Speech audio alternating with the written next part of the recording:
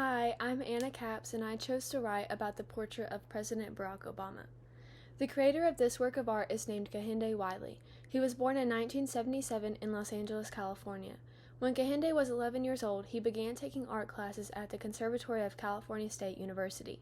He was asked at the age of 12 to attend an art program which was sponsored by the United States and Russia. Kehinde earned a Bachelor of Fine Arts from the San Francisco Art Institute and then later a Master of Fine Arts from Yale University.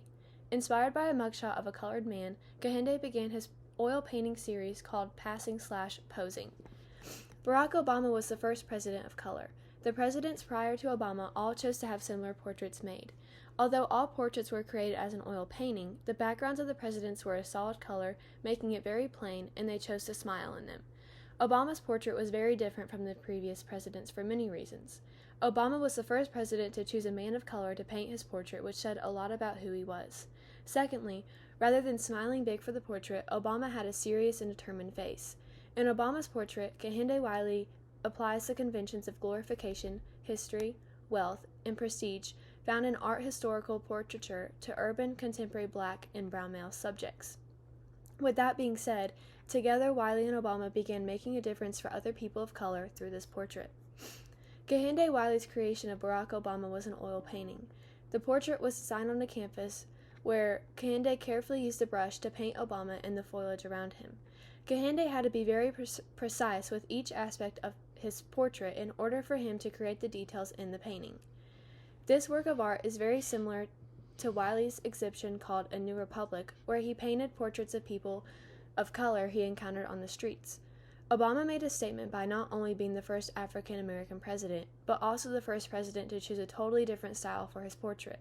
Within the painting, viewers notice the different types of flowers that are placed within the foliage surrounding Obama. Each flower symbolizes different people that are significant in Obama's life. The chrysanthemums are the official flower of Chicago, representing where Obama became Senate, as well as meeting the First Lady. The purple lily is from Kenya, which is his father's heritage. Lastly, the white jasmine symbolizes his birthplace Hawaii, as well as Indonesia. Through the combination of the flowers, it is found to be a symbol of love and courage, providing a metaphor for a well-cultivated, albeit sometimes tangled, life full of obstacles and challenges. Aside from the flowers, the botanical garden symbolizes something itself. The foliage behind Obama is found to provide a metaphorical path of covered ground with a future of still budding potential. With that being said, there is significant meaning and consideration within Obama's portrait that says a lot about the kind of person he is. I believe the message behind this painting was for it to act as a statement piece. I think Obama was trying to show the people who he was, that he deserves a role as a president, as well as making a stance for other African Americans. Moreover, I think he was trying to show that everyone should be valued, and we all have a purpose in this world. Focusing on the elements within the art piece, Wiley made several decisions that enhanced his work. Wiley chose vibrant colors when painting the foliage, making them appear alive. The greens and pastels of the foliage behind Obama contrasted with himself in his suit, making both stand out to viewers. Wiley used lighter shades of his paintings to add great detail to his painting, showing the highlights of Obama's forehead, as well as different parts of the chair he sits on. With these highlights, the portrait appeared lifelike to viewers. Along with the highlights, Wiley carefully used darker shades of his paint to create the fine lines of Obama's face, as well as details in his suit and chair. These details also helped create texture in the painting. With the use of lines, Wiley was able to paint the foliage as if it was winding up the chair and onto Obama. The usage of lines also helped develop the space of the painting, making it three-dimensional and appear as if Obama was directly sitting in a botanical garden. The three-dimensional aspect of the painting made the foliage not just a background, but also an important part of the portrait.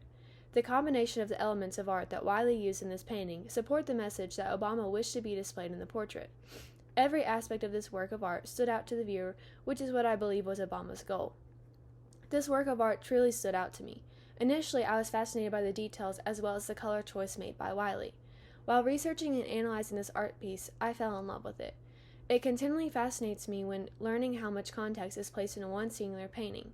Through this painting, Obama was able to share aspects of his life that are most valuable to him, while also sharing information about himself. When looking at this painting, viewers not only see the president, but also where his family is from, where he grew up, and where his biggest accomplishments were made.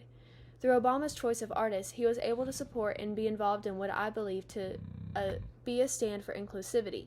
This work of art deserves our attention and study because it truly shows how much consideration, historical context, and cultural context can be put into a painting. Overall, when attention is given to this painting, viewers can learn that everyone has a backstory and they should all be valued equally.